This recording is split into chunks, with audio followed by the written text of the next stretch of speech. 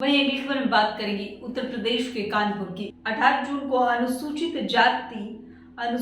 जनजाति आयोग के अध्यक्ष बने भारतीय जनता पार्टी के लंबे समय से जुड़े अनुभवी डॉक्टर रामबाबू हरित कार्यभार संभालने के बाद लगातार प्रदेशों के दौरे पर हैं। आगरा के बाद कानपुर पहुंचे अध्यक्ष डॉक्टर रामबाबू हरित ने सर्किट हाउस में मीडिया से बातचीत की। इस दौरान उन्होंने बताया कि उनके कार्यकाल में अब तक 342 शिकायतें आई है, जिसमें 280 पुलिस से संबंधित, 40 राजस्व से संबंधित और 22 अन्य है। शिकायतों का जल्द निस्तारण होगा। उनकी प्राथमिकता सरकारी योजनाओं को जन जन तक पहुंचाना है।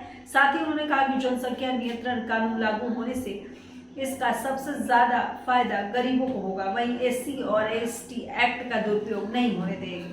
देखिए, अभी मेरी जो है 12 तारीख को लखनऊ में मेरी अभी बोर्ड की बैठक हुई थी, जिसमें मैं स्वयं और मेरे दोनों उपाध्यक्ष, बाकी मेरे माननीय सभी सदस्य उपस्थित थे, हमारे अधिकारी थे।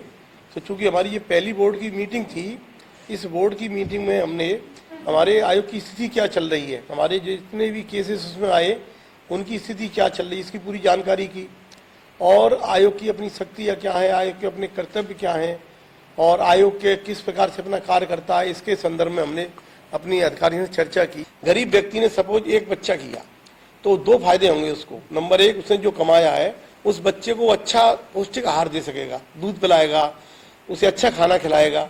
और मान लीजिए उस पर 4 बच्चे हैं, 5 बच्चे हैं, 10 बच्चे हैं, तो उसे 1 किलो दूध में 100 ग्राम दूध आएगा। और एक ही बच्चा तो 1 किलो में तीनों पी लेंगे मिलकर के, माँ बाप और बच्चा। तो एक तो ये हुआ, अच्छे स्कूल में शिक्षा दिला देगा, अच्छे कपड़े पहना देगा, बच्चे का विकास अच्छा हो जाएगा, अच्छी शिक्षा दिला देगा उसको, तो उसके लिए ज्यादा अच्छा रहेगा। फिर भी दुर्भाग्य से कभी कभी ऐसा होता है, माँ बाप तो हर एक चाहता है उसका बच्चा उससे ऊपर जाए, लेकिन मान लीजिए किसी वजह से बच्चा ऊपर नहीं भी जाता है तो उसका लाभ उसको ये मिलेगा जब हमारे पास श्रमिकों की संख्या कम होगी। जैसे एक श्रमिक है, उसने 10 बच्चे पैदा किए तो उसने 10 श्रमिक पैदा कर दिए, और 2 हैं, 2 ने 1 किया तो 1 श्रमिक रह गया। यदि हमें मान लीजिए 100 हाथों के हमारे पास काम है और हमें 50 हाथी मिल रहे हैं काम करने वाले, तो उनकी वैल्यू बढ़ेगी, उन्हें अच्छा जो है श्रम का पैसा मिलेगा, उनको उनकी सुविधाओं के साथ बहुत ही अच्छी होंगी। लेकिन होता क्या है कि 10 आदमी की जरूरत है, वहाँ खड़े हैं जो है चौराहे पर 1000, तो उसमें जब खींचतानी होती है 500 रुपये रेट चल रही है, नहीं तो 400 में ले चलो। तीसरा बोलता है मेरे घर में 2 दिन से खाना नहीं, मैं साहब 250 रुपये में ले चलो, तो उससे श्रम की वो और घट जाती है। इसलिए यदि बच्चे कम करेंगे हम तो इसमें सबसे ज्यादा फायदा होगा जो वो गरीबों को होगा। इसलिए आज के इस दिन पर, इस मौके पर मैं, और जो अभी विश्व हमारी जनसंख्या नियंत्रण दिवस जो रहा, उस पर माननीय हमारे यशस्वी हमारे मुख्यमंत्री माननीय योगी आदित्यनाथ जी ने जो एक जनसंख्या नियंत्रण नीति लागू की।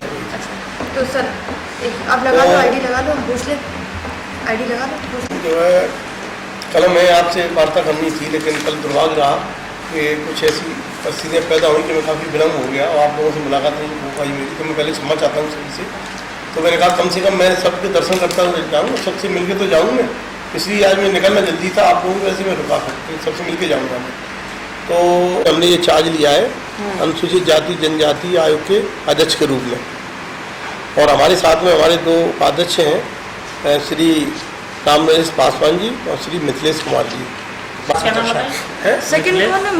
मिथिलेश कुमार, ये सांसद भी रहे हैं, विधायक भी रहे, मंत्री भी रहे, काफी सीनियर है ये भी बहुत। हाँ, नहीं वो उपाध्यक्ष है मिथिलेश, 280 हमारे। तो ये कुल मिलाकर के अब इनको हम इनका ऐसा हमारा भी आगे दिए ना, तो अभी हमारे पास लगभग जो है 340 है, अभी 371 शिकायतें आई थी, वो सबका लगभग हमने निस्तारण कर दिया है।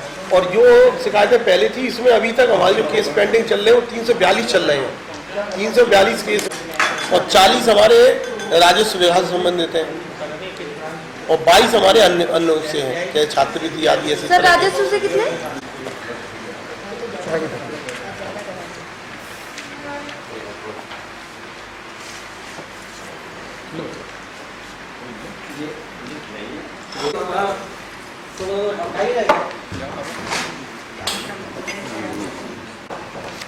एक मैंने ये पत्थर का डाला तो ये देश मजबूत रहेगा। ये आप लोग भी सब लोग एक-एक ले लीजिए ऐसे। मैं डाला हुआ सबको। नहीं आप खड़ा करवा, दीपक में खड़ा करवा दे।